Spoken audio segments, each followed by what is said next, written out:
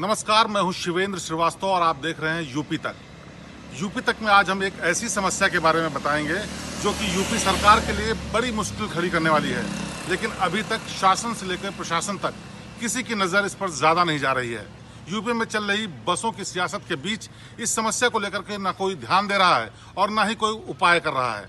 लेकिन ये बात तय है कि आने वाले दिनों में ये समस्या इतनी बड़ी मुश्किल करने वाली है कि सरकार को संभालना मुश्किल होगा। अब हम आपको बताते हैं कि दरअसल ये समस्या है क्या। यूपी में लाखों की संख्या में श्रमिक जो कि बाहर के प्रदेशों में काम कर रहे हैं, लगातार पैदल और ट्रकों के माध्यम से अपने अपने जिलों में पहुंच रहे हैं। लेकिन अभी तक ये तय नहीं हो पाया कि आखिरकार ये कोरोना संक्रमित हैं या फिर नहीं।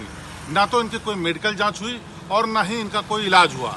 ऐसे में सबसे बड़ा डर ये है कि जब अपने इलाकों में रुकेंगे, अपने घरों में जब ये पहुंचेंगे, तो आसपास के लोगों को कोरोना संक्रमण अगर दे देंगे तो उसको संभालेगा कौन। आंकड़ों के मुताबिक पूरे उत्तर प्रदेश में पिछले 24 घंटे में 323 कोरोना संक्रमण के मामले आए, लेकिन ज़्यादातर यानी 192 की संख्या उन श्रमिकों की है जो दूसरे प्रदेशों से उत्तर प्रदेश में आए। अब ये संख्या इतनी ज़्यादा बड़ी है कि अगर इनके जरिए संक्रमण फैलना शुरू हुआ तो फिर काफ़ी मुश्किल होगी।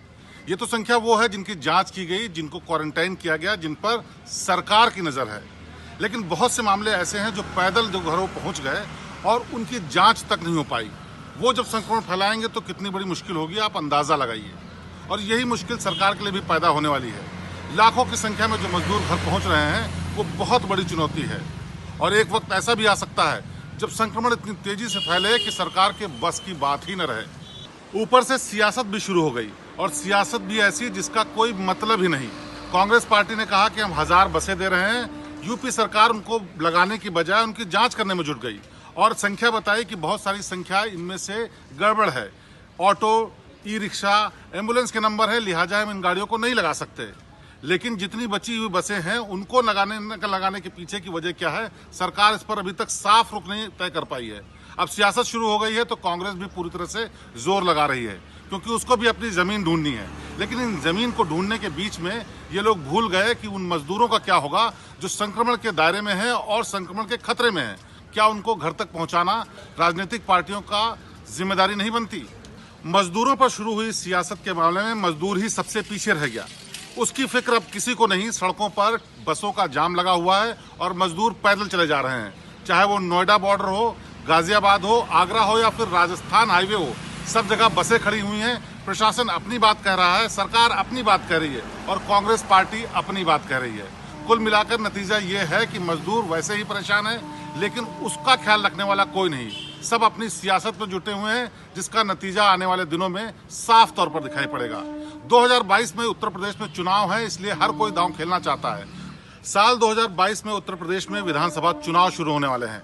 कांग्रेस अपनी जमीन तलाश रही है तो बीजेपी अपनी साख बचाने में जुटी हुई है, और इन सब के बीच में झूल रहा है मजदूर। वो मजदूर जो काम न होने की वजह से पहले से परेशान है। नौकरी छूट गई है, जहां वो काम कर रहा था वहां से उसको हटा दिया गया है। अब वो किसी तरीके से अपने घर पहुंचना चाहता है, लेकिन उसको डर है कि कहीं उसको संक्रमण न हो, कहीं ऐसा न हो रास्ते में कोई ऐसा हादसा हो जाए कि अपने घर ही न पहुंच पाए। लेकिन सरकारों को ध्यान नहीं है। नतीजा ये है कि अब मुश्किल बढ़ती जा रही है, और सबसे बड़ा डर इस बात का कि अगर ये बेपरवाही से हैंडल किया गया मामला आगे बढ़ता है तो हजारों मजदूर कोरोना संक्रमित हो सकते हैं, और उनके जरिए जो लोग संक्रमित होंगे वो बहुत बड़ा खतरा पैदा कर सकते हैं। लेकिन किसी को शायद चिंता नहीं है। आने वाला वक्त बताएगा कि सरकार इसको कैसे डील करती है, लेकिन अभी जो चुनौती बड़ी होती जा रही है उसको देखने वाला फिलहाल कोई नहीं है। प्रवासी मजदूरों के कोरोना संक्रमण के बढ़ते हुए मामले चौंकाने वाले हैं, हैरान करते हैं, डराते हैं, और चौंकाते इसलिए भी हैं क्योंकि इनके जरिए जो संक्रमण फैलने का डर है वो और बड़ा नंबर हो सकता है।